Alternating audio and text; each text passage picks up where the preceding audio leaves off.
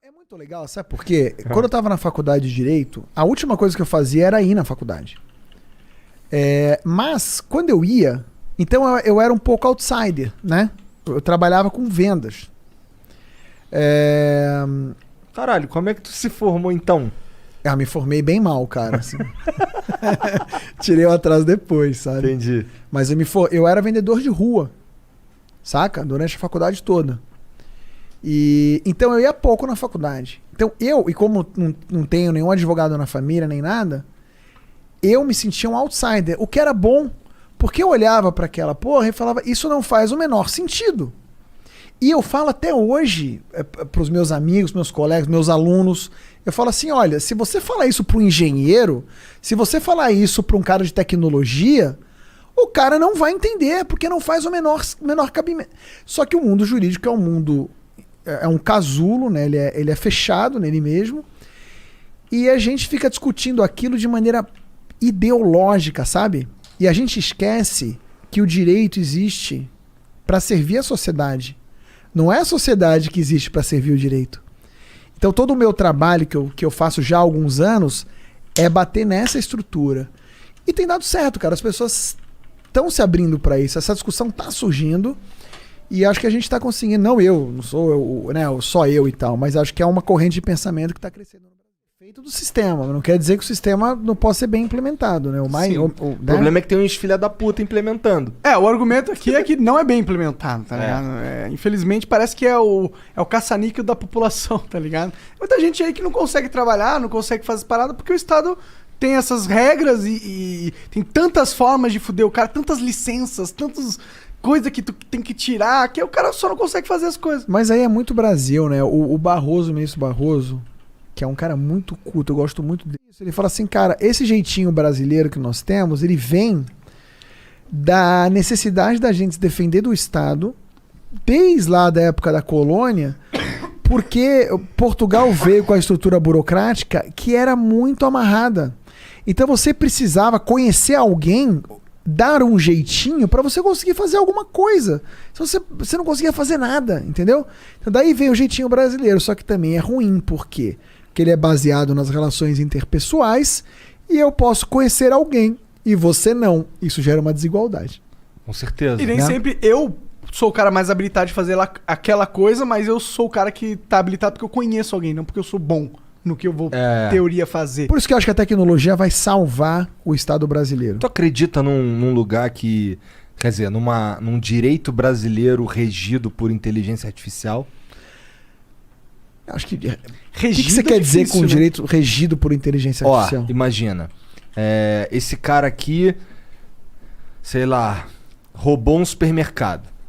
E aí, essa inteligência artificial, ela estudou tanta coisa que rolou em todas as vezes que alguém roubou um supermercado durante muitos anos, e ela já sabe como agir naquele caso daquele cara ali, então quem é o juiz daquela porra é uma inteligência artificial. Ou então o algoritmo amparando o juiz na tomada de decisão. Isso que eu ia falar, isso é legal, se o cara tiver um auxiliar.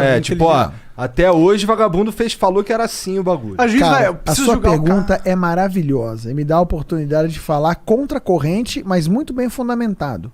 Porque saiu esse ano agora um livro de um prêmio Nobel de Economia, que é o Daniel Kahneman, junto com um professor de Harvard chamado Cass Sunstein, que eles falam o seguinte, cara, o algoritmo, ele sempre vai decidir menos errado do que o juiz. Calma, vou explicar. Se eu fizer um modelo estatístico simples, ele vai ser talvez melhor do que o melhor expert, não só na justiça, qualquer coisa. Por quê? Porque a nossa cabeça, ela é muito imperfeita. Ela tem os vieses, né, os preconceitos, e ela também tem noise, saca? Ruído, né? Você tá de mau humor, você não comeu, a pessoa que tá na tua frente te lembra alguém que você gosta, ou lembra alguém que você não gosta. Então, o teu processo cognitivo vai fazendo assim. Se eu fizer um algoritmo do Monark, o algoritmo do Monark vai performar melhor do que o próprio Monark. Aí eu vou dar um exemplo concreto. Estudaram 700 mil, eu vou arredondar os números, 700 mil decisões de juízes americanos de fiança. Conceda ou não a fiança para soltar o cara durante o processo. 700 mil reais. Dessas 700 mil, 400 mil pessoas foram soltas. Dessas 400 mil, um percentual voltou a delinquir, cometer outro crime. Então eles escolheram algumas pessoas que talvez deveriam ter ficado presas e soltaram. Possivelmente algumas deveriam ter ficado soltas e eles prenderam. Erros. Você jogou isso para um algoritmo com as mesmas informações que os juízes tinham. E aí você seta o algoritmo. Eu vou setar o algoritmo para prender o mesmo número de pessoas. E eu jogo essa informação para o algoritmo. As pessoas que ele escolheria que ficariam presas, ele escolheu melhor. Por quê? Porque quando a gente olha para as pessoas que os algoritmos soltaram, a criminalidade teria reduzido pela metade. Aí você fala, não, mas o algoritmo é preconceituoso, né? Hoje essa é a moda. O bias do algoritmo. Algoritmo Como bias. assim ele é preconceituoso? Ele é... Porque ele reproduz o preconceito da sociedade, né? Ele reproduz o preconceito de quem setou, talvez. Faz sentido, porque você tem que analisar. Se todas as ações, os julgamentos do juiz que ele analisou são... tem o bias, né, dentro do juiz, então a conclusão que ele chega dessas análises também está carregada desse bias. Então, pois é, ele pode realmente... o problema é o seguinte, né? E tem um lance da inteligência artificial que ela tá da caixa preta, ninguém sabe como é que funciona lá dentro e tal. E as pessoas falam isso, todo mundo falando isso agora aqui no Brasil. O problema é que essa caixa preta aqui a gente também não sabe como funciona direito. Você não tem tanta accountability, né? Você não tem tanta forma de controlar isso. Ah, mas o juiz tem que fundamentar a decisão. Mas primeiro ele resolve o que ele quer, depois ele acha um jeito de botar no papel. Porque é assim que funciona. Para todo mundo, não é porque o juiz é mauzinho. É porque é assim que funciona o nosso cérebro. O algoritmo, ele, primeiro, claro, se ele não for construído por uma equipe que tem diversidade, ele pode ter, já na construção, um problema de bias, mas os bias podem estar no dataset, nos dados que são utilizados para treinar o algoritmo. Sim, isso pode acontecer. Mas mesmo que ele reproduza os bias, ele não tem noise. Porque nenhum modelo matemático tem noise, porque não é humano. Entende? Então, só de reduzir o noise, você reduz o percentual de erro. Mesmo que você mantenha os vieses, né, o bias. E aí, essa experiência, e tem muitas outras, provam isso. Aí você fala, porra, mas se é assim, por que a gente não usa mais algoritmo no processo decisório? Primeiro, porque você não tem algoritmo para tudo, a tecnologia está evoluindo. E depois, porque nós temos um preconceito contra os algoritmos também.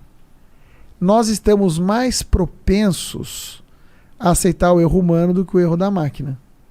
Só que lembra que eu falei no começo da nossa conversa que o direito existe para servir a sociedade, não o contrário? No fim de tudo, o que a gente precisa? Como sociedade está melhor, o nosso bem-estar precisa aumentar. Então, porra, se eu tenho um algoritmo que pode auxiliar o juiz no processo decisório para que tenha menos reincidência, ou então para que eu mantenha o nível de reincidência, mas prenda menos, eu vou ter mais felicidade na sociedade, que vou ter mais pessoas soltas. E dá para fazer teste de racismo nesse tipo de algoritmo, porque eles fizeram. E ele prenderia 40% menos negros do que os juízes prenderam. Interessante pra caralho. Sim, é que as pessoas querem cagar a regra. Elas querem dizer o que elas acham, porque elas estão falando com o córtex pré-frontal ventromedial, tal do sistema 1. E não estão raciocinando. Com otimismo, né? Caralho, ou cara, pessimismo. Maior nerdão, né, cara? Agora você vai meter essa, sabe que eu falei difícil.